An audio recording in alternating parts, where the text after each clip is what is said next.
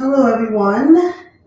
In the next 30 minutes, I will be answering your immigration questions live. And this is to help those of you who are applying for your green card and family. Seems like we're having trouble streaming in the Facebook group, so we're going to work on that. But welcome in. If you're just seeing me for the first time, I'm immigration attorney Ivy, licensed to help immigrants nationwide. So feel free to ask your questions in the comments while I try to sort out this Facebook group so they can join in, because a lot of them had questions that I'm going to start this session with today. Okay, so let's see about this. For some reason, the streaming key just stopped working. I think it just needs me to redo that. But nonetheless, we can continue this live session today because we already have the questions set out. Team, maybe you can just share the Facebook live in the group. See if you can see me live on Facebook, and then we can just share that link with them for today while I fix this stuff later on. All right, I already see a question coming in from someone watching on YouTube. Thank you very much, Kirk. Appreciate your question. I'm going to get into the questions pretty soon, but just want to make sure that you all can hear me. So give me a thumbs up and let me know that you can hear me and see me, and let me know also where you're watching from. And then we can get into the questions. All right. I want to make sure people in the group can actually participate today because they had so many questions, especially because there are lots of changes with family-based immigration these days. So people are concerned, right? How does this affect me? And I'm happy to answer these questions for you all today as we start the new month and make plans for our lives in 2026. All right. Kirk is watching us from Nashville. Thank you very much. Welcome in. I'm in Charlotte, North Carolina, but we help clients nationwide. Okay, so I'm going to start with your question here, even though I had one already written down for someone in the group. But just let me know in the chat if you're able to actually just share the link with the group, right, from my page to the group under that comment, because I'm not able to actually add the key right now while we're already live. I'll have to do that later. Okay. All right, great. Okay, so I'll start with Kirk's question since this is the first one here. And once we get that together, then we'll get into the group questions, all right? Thanks. So Kirk, I see that you said you're in Nashville and you applied for a T visa. All right, so if you apply for a T visa, for those of you who don't know what that is, it's a humanitarian option for people who have experienced some type of abuse from their employers. All right, so if you're waiting for a T visa application, it's only been 7 months. I think what's next is just to keep on waiting, because T visa processing can really take 1 year to 3 years. And if you have received your I-765 receipt notice, that's actually great news, because that means you could potentially work while you're waiting for that long period of time.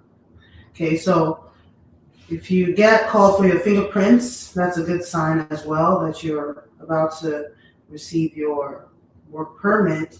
But aside from that, T visa is going to take quite a while. Okay, so just keep on waiting, Kirk. And I'm glad I could answer your question first on this live session. I'm seeing lots of you joining in. Welcome in.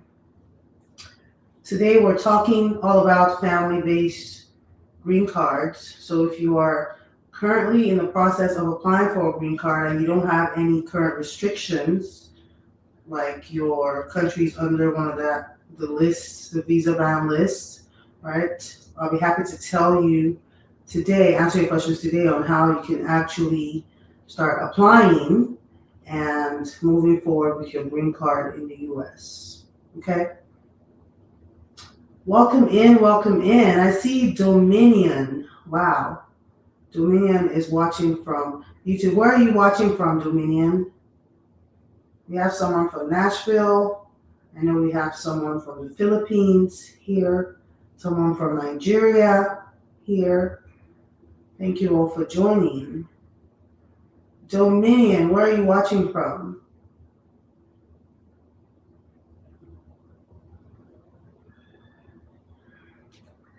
All right.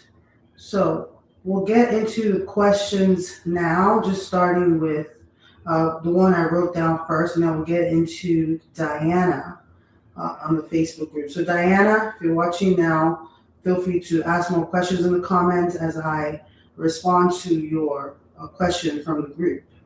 All right. So Diana's question, let's see Diana's question. She's essentially asking about,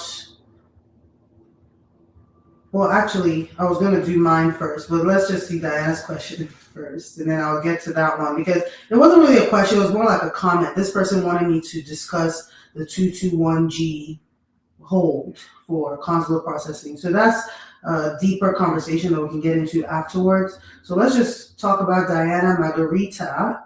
Your name is very cool. Talk about a question first, and then I'll go to that one that I wrote down from the group. All right, so Diana's question says, has anyone had their first green card conditions removal denied because of a public intoxication arrest? Essentially, this is about a denied application, right, because you are found inadmissible. Diana, I know you haven't gone for your application yet. You're still, waiting to apply. But I think the best course of action for you is to figure out if you will be eligible for a waiver of inadmissibility. Because for family-based immigration, if for whatever reason you get denied because of public intoxication, these days they are cracking down on any type of criminal activity. Or DUIs, just anything that maybe before was not a big issue, but now, it is. So I totally understand your concern, Diana. But the main thing, again, is to focus on that waiver of inadmissibility, if you are able to qualify for that, so that if you were to get denied after you apply, then you would then submit an I-601 and still be able to get your green card after that. So my answer to you right now is just apply, right? If you are scared, that's normal. But again, waivers do work to help in situations when your green card does get denied, okay? So again, those of you who are married to citizens or permanent residents and you are ready to get your green card, you can reach out to me for a private chat, or just leave your comments, because today all I'm doing is answering questions about family-based immigration. All right, as an immigrant myself, I've gone through this process and I watched other people certainly struggle without guidance and representation. So I started this journey as an immigration lawyer to help other immigrants who are struggling to understand that there are options. Okay, so instead of being scared, right, and worrying about whether you should actually apply, don't wait till they actually pull for you. Just prepare your defense, ahead of time, because you know that they're looking for who to deport right now. Okay. So that was a good question, Diana. Thank you for participating. But let's go back to this 221G comment that I had earlier in the group. I told people to leave their questions for me in the comments, and someone asked, can you cover the 221G process in your life? And so I'm going to do that first. I don't remember the name of this person. I don't think I wrote that down. But if you're watching me right now and you've applied for a green card and it's outside the country, you're in a consular processing, right? You might want to listen in, because 221G denials, right, air quote denials, usually affects applications that are pending outside the U.S., okay? So just generally, what a 221G is, all right, it is essentially a temporary refusal for your visa application because you were missing a document, right? It is not a permanent denial, so don't get worried about that. But that's a tool that the consulate will use, especially now with the visa restrictions.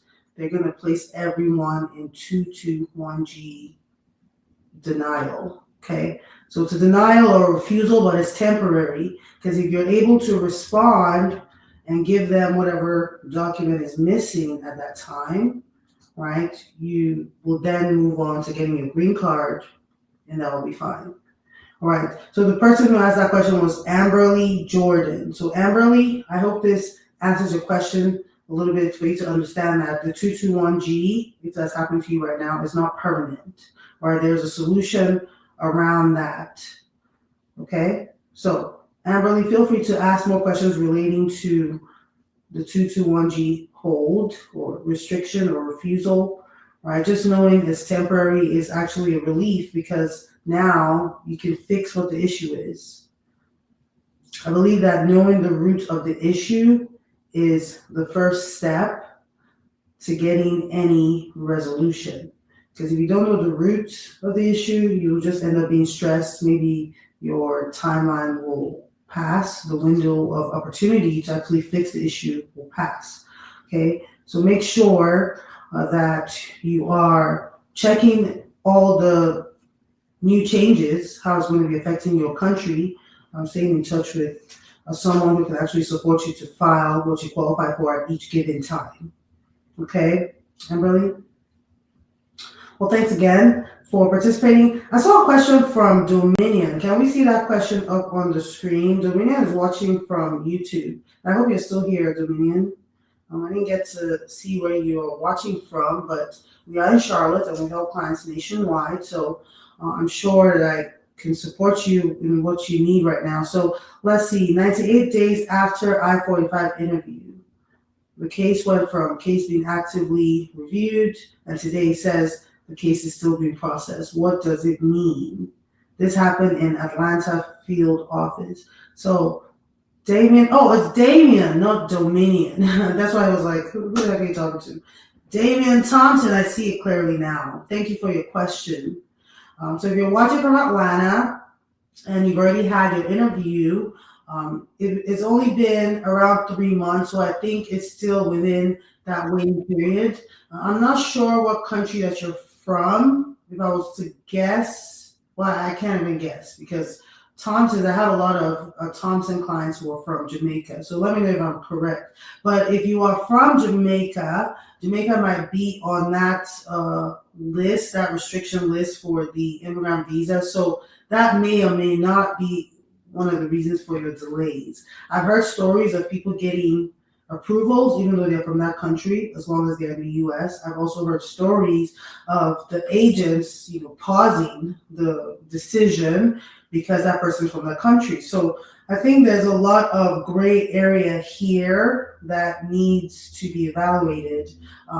And just keep on waiting because 98 days in reality is still okay to wait. I believe you can wait for at least 120 days before you can reach out for any any kind of requests, right, to say they are taking too long.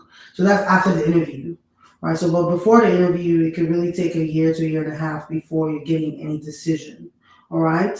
So Damien, thank you for your question and for watching me. Again, those of you just seeing me for the first time, I'm a licensed attorney here in Charlotte.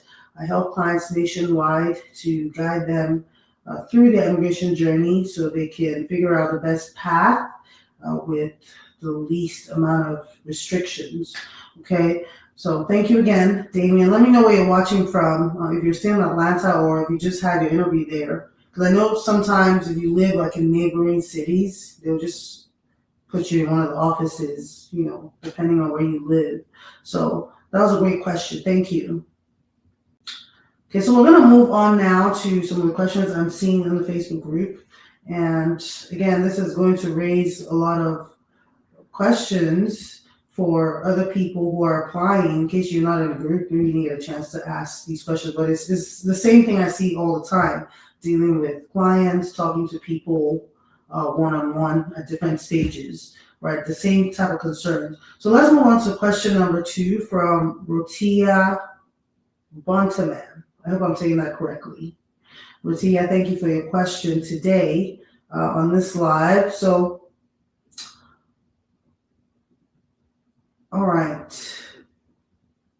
So this one says, my U.S. citizen and I married last May. Okay.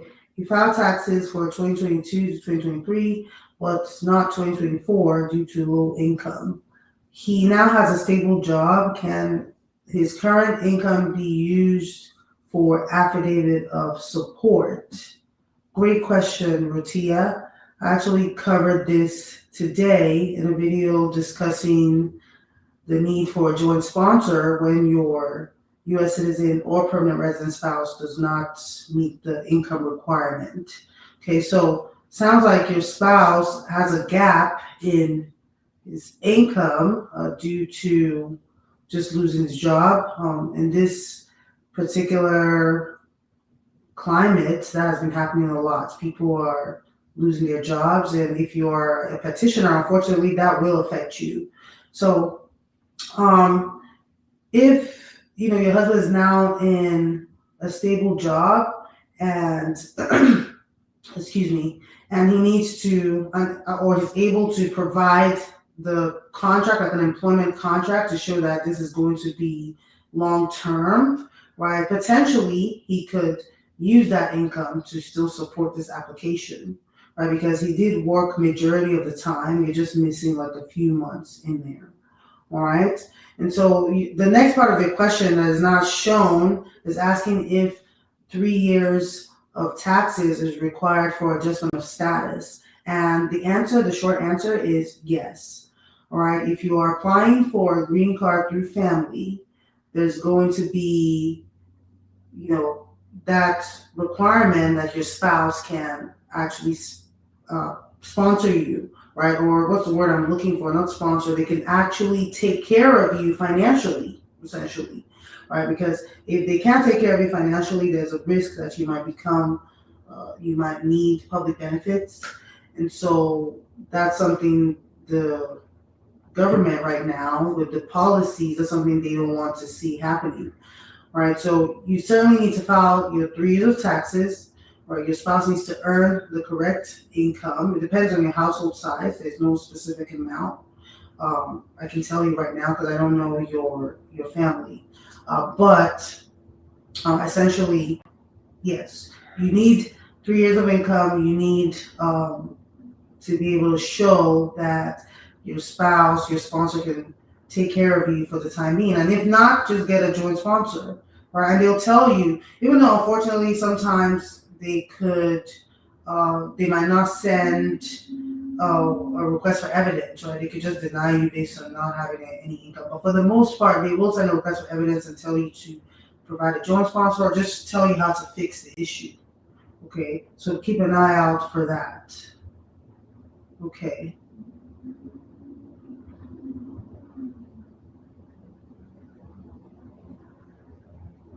Okay, I'm reading what's happening in the private chat. Maybe I should keep that somewhere else if it doesn't pertain to me.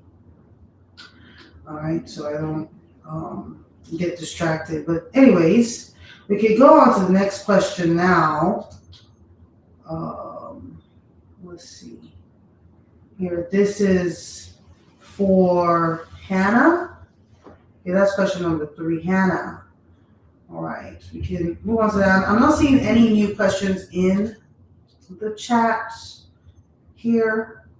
But if you are watching me right now and you have questions about your family visa immigration, now is the time to ask. I'm here for 30 minutes, just answering these questions so you all can move forward with your decisions on how to get your green card in the U.S. Okay?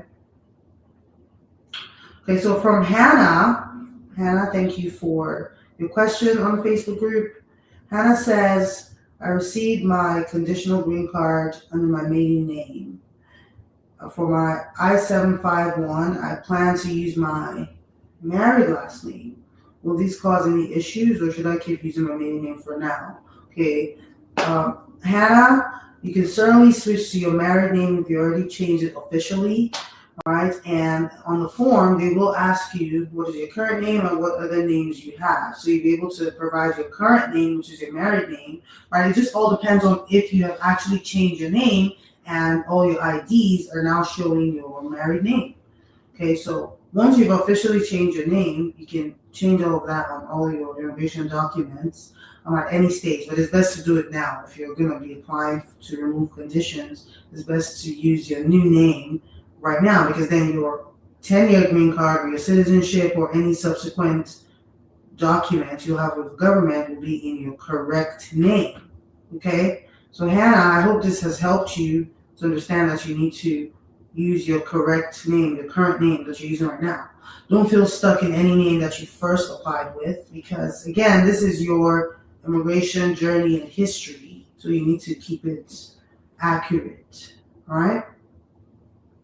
Great question, Hannah. Thank you for participating. Okay, we have maybe a few more questions here I can answer, but for those of you, again, just joining, I see some people coming in. I am a licensed attorney here to help clients or immigrants, not just clients, understand their pathway to freedom while in the U.S. So if you're on that journey and you're looking for an immigration lawyer to join you and guide you, my number is going to be on the screen. You can reach out and let's talk about that. Okay? All right. So next question is from Oishi. I hope I'm saying that right. Oishi. Oishi, thank you for participating in the group. This question is also about a conditional green card. I've actually seen a lot of questions relating to that lately, because after you get your temporary green card, that 2 years does come by pretty quickly. So now it's time to remove condition that people want to know what to do next. What are the limitations? Or if you've developed a criminal record over time, because when you got the 2-year green card, you probably didn't have any DUI. Sometimes things happen, right? So let's see what Oishi has to say, and I'll provide some guidance. And again, if you need that private chat or you need to talk more about it, my number is going to be on the screen. Okay? So my kids have a conditional green card and they applied for re-entry permits in April. The permits are still pending. Is it risky for them to stay abroad past 6 months while the I-131 is pending? Okay, your kids, if they travel on a temporary green card, they could have been able to come back without needing that re-entry permit. I'm just wondering why you needed to do that before they had stayed for the 6 months, right? Because technically, people would apply for a re-entry after they have basically stayed out of the U.S. for longer than required for a permanent resident, usually around a year. Right, so I'm not quite clear on why your kids are waiting for this re-entry permit if they have conditional green cards. Right, Oishi, this is why we need to talk to professionals, because your kids are able to travel as permanent residents, except I'm missing something here, but from what I'm seeing, you said your kids have conditional green cards. Conditional green card just simply means you have to remove conditions after 2 years. It doesn't stop you from traveling abroad and moving back and forth. All right? So you can give me some more context to your question, Oishi. I'll be happy to answer that. But right now, I think your kids can pretty much travel. They shouldn't stay abroad past 6 months. If they already haven't done it, then they're good. They're good to go. Okay. All right. Damian Thompson, I already answered his question. He was asking from YouTube earlier. Yeah. I already answered that one for Damian. So I hope he's here and he heard my response, because he just joined from YouTube. Okay. And when the question is from YouTube, you can just, share it from that comment versus putting it on a banner. If that makes sense. So that's fine. So let's go to the final question I see here. There's no name. It's from an anonymous user here. This question says, I applied for citizenship in November and I haven't had any updates. My green card is expired and lost. Is there any options besides paying the 400 plus fee to replace an expired green card? Well, if you applied for citizenship in November, it's still pretty early. We're not sure when they're actually going to call you in for an interview, right? So right now, if you lost your green card, you just have to get it back so that if you get pulled over or have any run-ins with immigration, you would have your green card in front of you. That is a requirement that you have your green card with you at all times. Okay? So, short answer, there's really no options to retrieve a lost green card, right? I know it's expired, but you actually need to put in an I-90 right now while you're waiting for your citizenship because there's no telling how long it's going to take, right? You can't walk around with no green card, especially if you want to travel, right? If you want to travel, you probably need that. If we're talking about getting a stamp, like what's it called? Is it 551, whatever, like temporary stamps for permanent residence? That's typically for travel, but that will not protect you if you get pulled over or something. You don't have your green card, or you just have an expired one. Right? Having a pending N400, sometimes they will send you an extension of your green card. Right, so if they didn't send you that, then you most likely need to replace your green card, get it current. Because again, citizenship is not also even guaranteed. It is a privilege that these days permanent residents have been getting denied of for whatever reason. Right, the scrutiny is higher. It's just much more difficult now for citizenship, so protect your green card status, except if there's any other reason you don't want to go ahead and do this, right? Because maybe you've committed some crimes recently or something. But if you're in good standing, you paid your taxes, you're in good standing, you can most likely still get your green card while you're waiting for that. I hope this helps you, lost friend. I know that's an anonymous name, but certainly wanted to still provide some clarity on here because you are in the group. So I hope you watch this and get your answers. All right. So it's been about 30 minutes. We've run through a couple of questions here. Thanks to those who actually joined live and asked the questions live. A lot of these other questions are on the Facebook group under my comments where people are looking for guidance with this type of stuff. So I've set out this time today to answer these questions.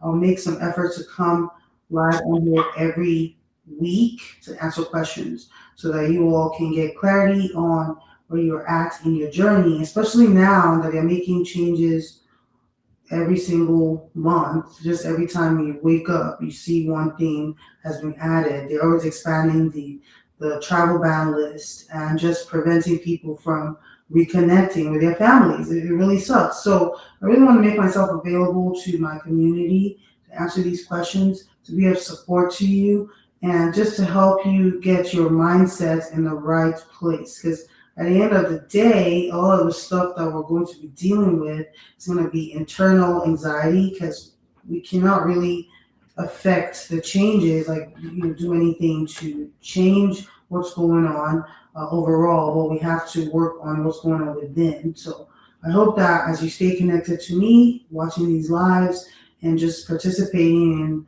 all our different activities, you'll find some hope and get some clarity on what you need to do. All right. I see one other question pop up here from Pink. Pink Spinach. I think these are all anonymous names, and I understand why you want to be anonymous because with immigration is quite sensitive. It just really depends on what type of scenario you're in. So this question says, I'm a student. What happens if my green card is denied? Do I lose my student status?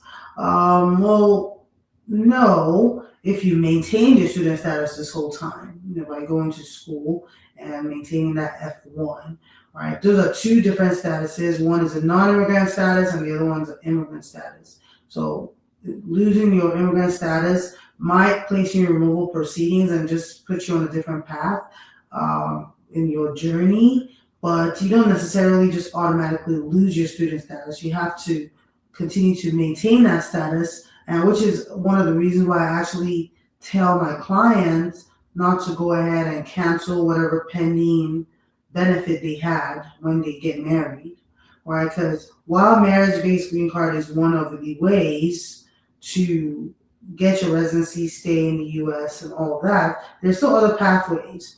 If you have a valid asylum claim or if you're a student, you're able to get some OPT, H-1B, whatever employment pathway, that's still a pathway, right? You just need to keep your options open.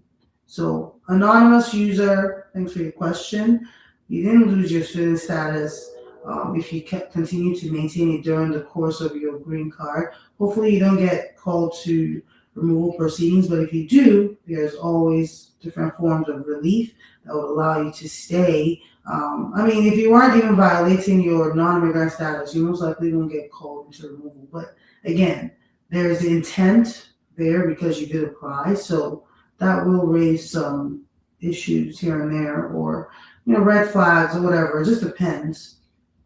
So let me know if it's a marriage-based green card you apply for, or what kind of green card you apply for, and if you continue to maintain your student status by going to school and all that stuff during that time.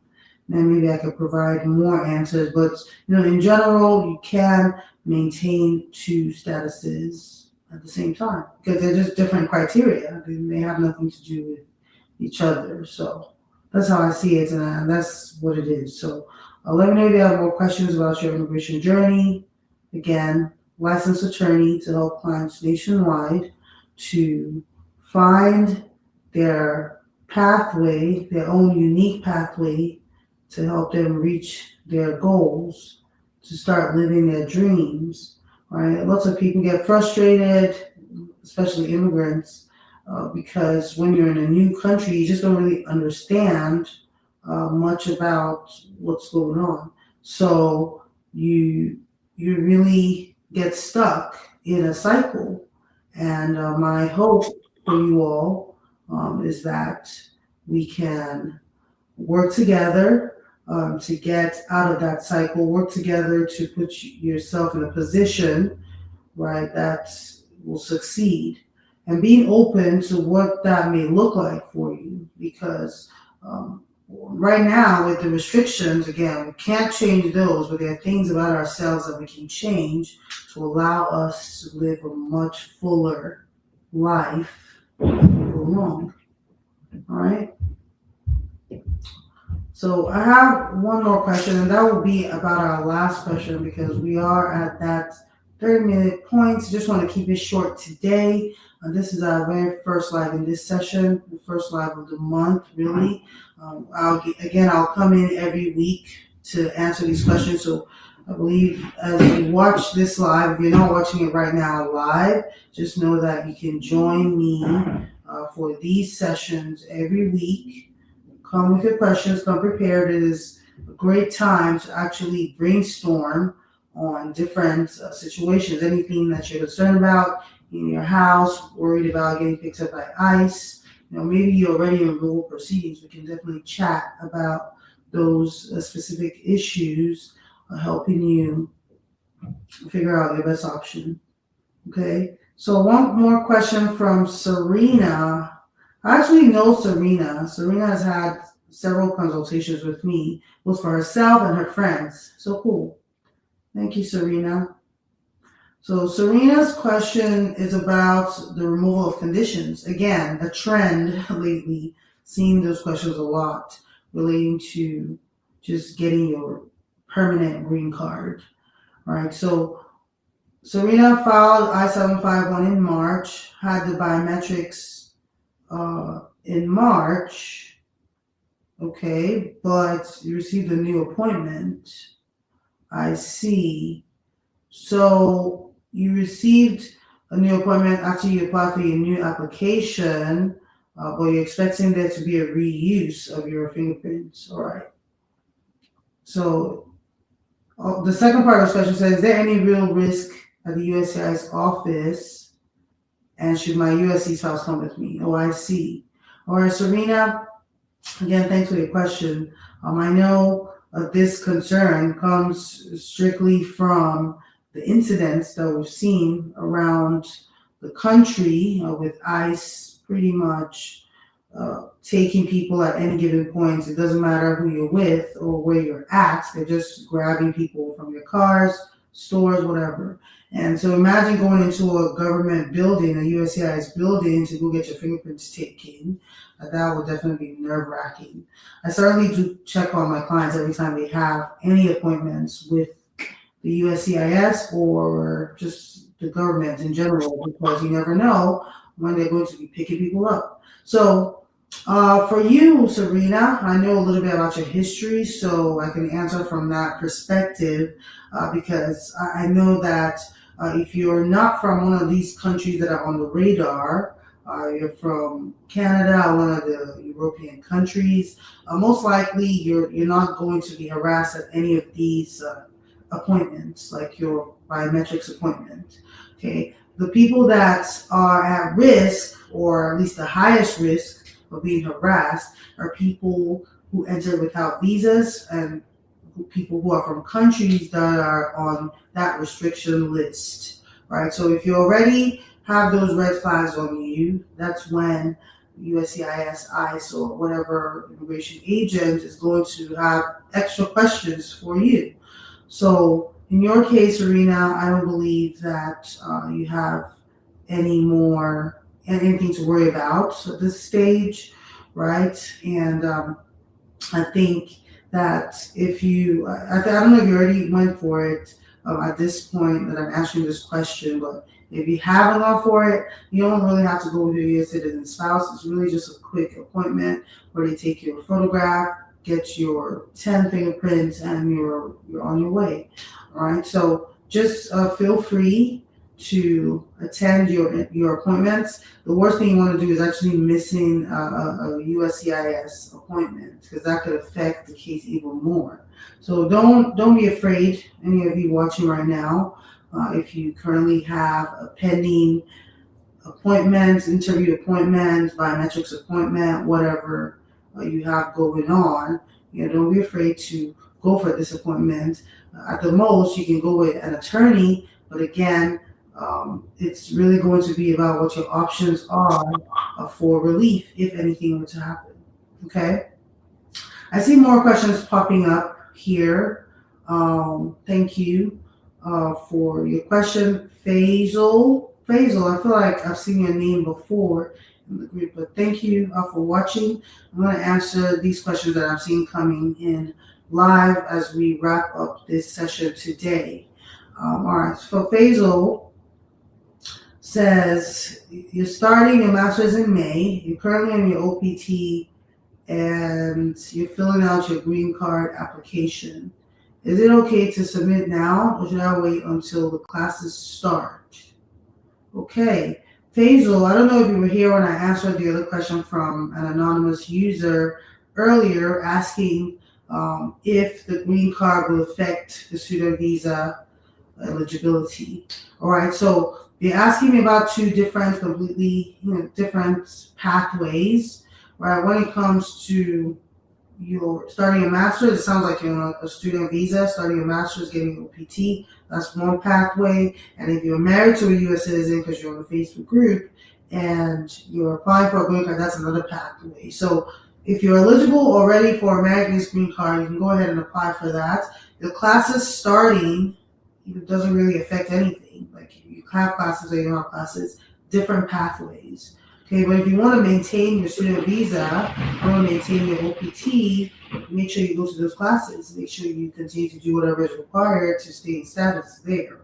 Right? It really has nothing to do with your AOS. So if you're eligible for AOS through marriage, just go ahead and put that in.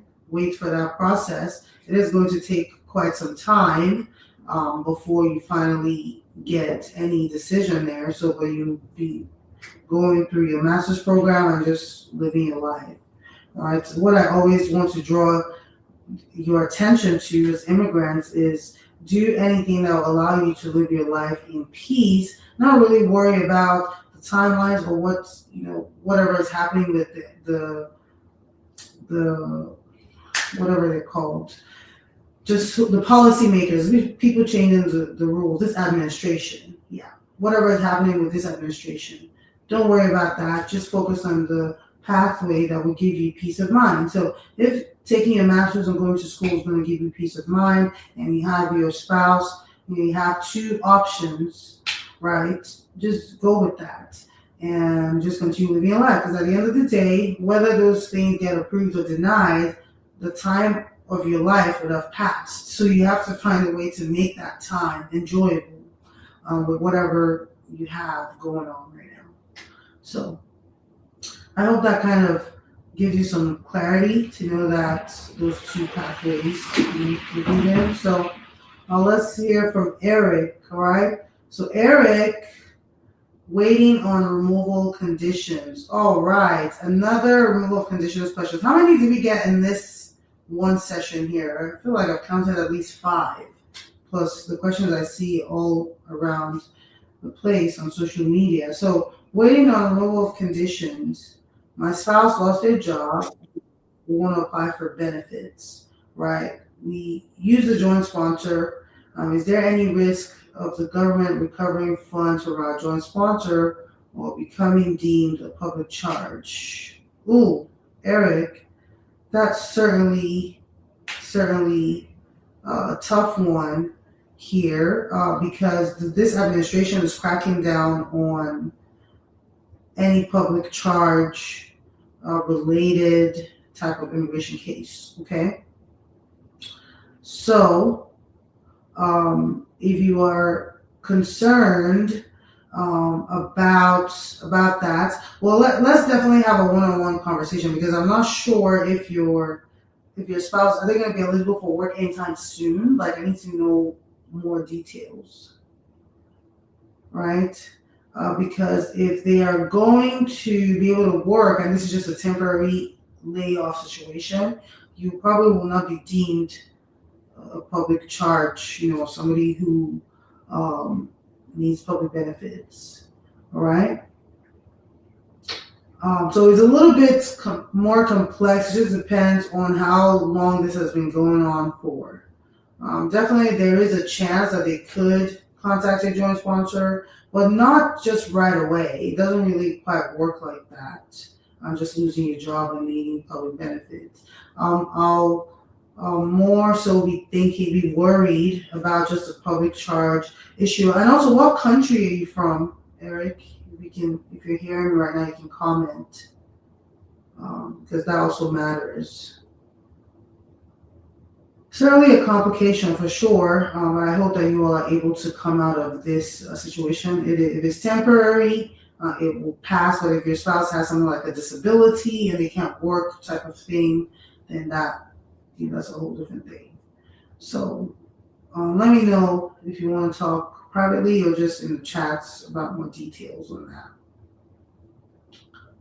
Okay, so any other questions coming in live right now, people on Facebook or YouTube watching me, because I'm about to basically wrap up today's session. It's been quite enjoyable talking to you all, and I've seen at least 10 people viewing at one specific time.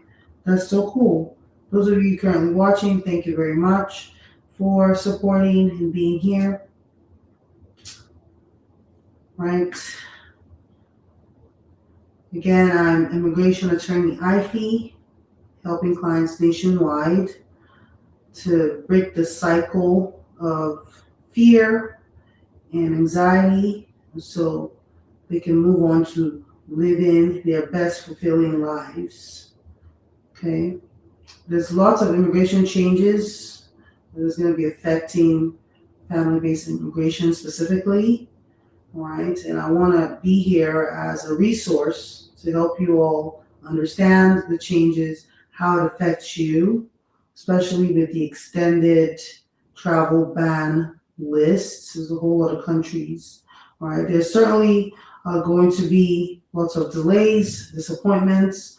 When I talked to this lady the other day, she has a 5-year-old son who is stuck in Jamaica after she applied for his I-130, right? So she's applied, she's waited for 2 years, she has spent lots of money on that process, but now Jamaica is on that list and he's 5. So it's really a heartbreaking situation for her. We have to find ways around the travel restrictions, perhaps maybe other non-immigrant visas if it's available. Because some countries have bans on non-immigrant visas, some have bans on immigrant visas only. So it just depends on your specific country. So certainly stay connected to a professional, someone who can guide you if any of the changes does affect you, and then we'll find alternatives. Again, the point being that you need to be able to live your life day to day in peace and joy, because that's all you can really do. If you worry about the administration and worry about the changes so much without having any clarity on your part in it, it just keeps you in this mood. And for the past few weeks, I've actually been caught up in all of that because as a lawyer, I get to hear lots of heartbreaking scenarios and stories. So people are just pouring into me all this bad news, and then you look at the media and there's all this bad news, and I'm like, enough. Like, we need to release all of that in this season.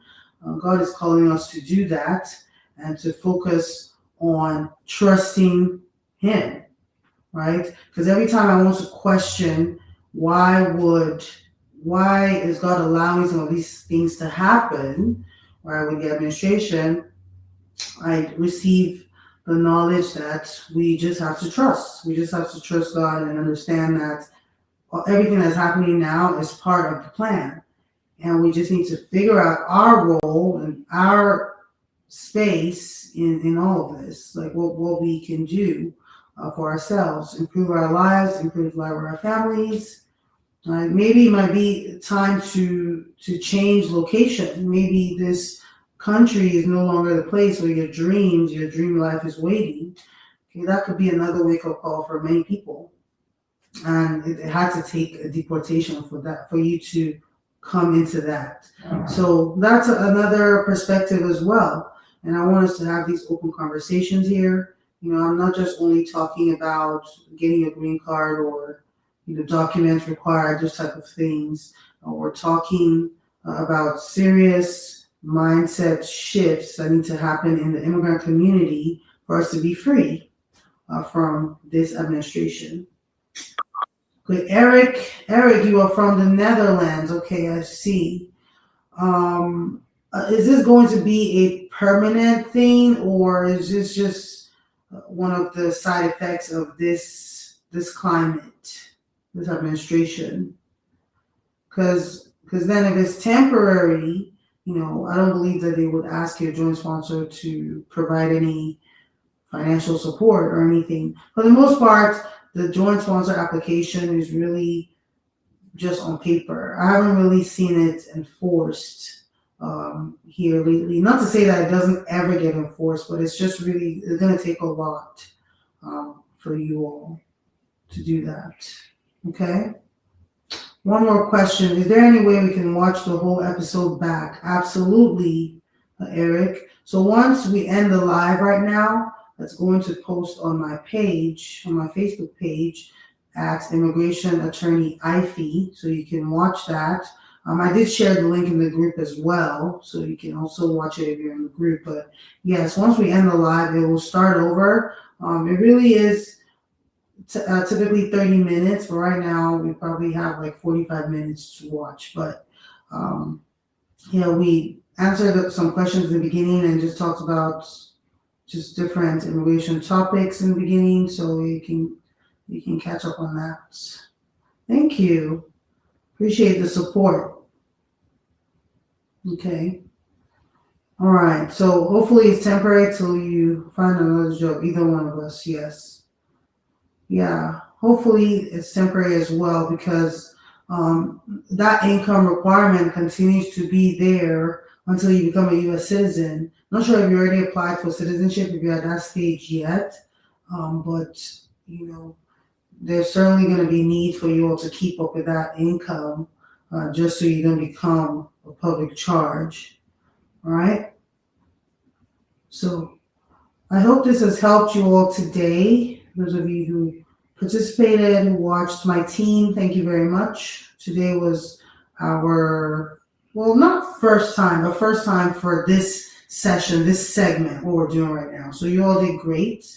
Thank you very much for being here. I'll see you all next week. Probably next Wednesday, I'll announce the time on my page. I don't want to commit to anything right now, but let's just see how Wednesdays work. Because Wednesdays are really my days to catch up with my clients, catch up with cases, just kind of talk to my community. So I want to include you all in that process and that time. So maybe Wednesdays might work every week. But either way, you get notified. So just stay connected with this page, turn on your notifications, and you'll see when I go live. All right. Have a wonderful, blessed day. Those of you still watching, so many more comments I'm seeing here. Thank you for participating. You're welcome. All right. Bye.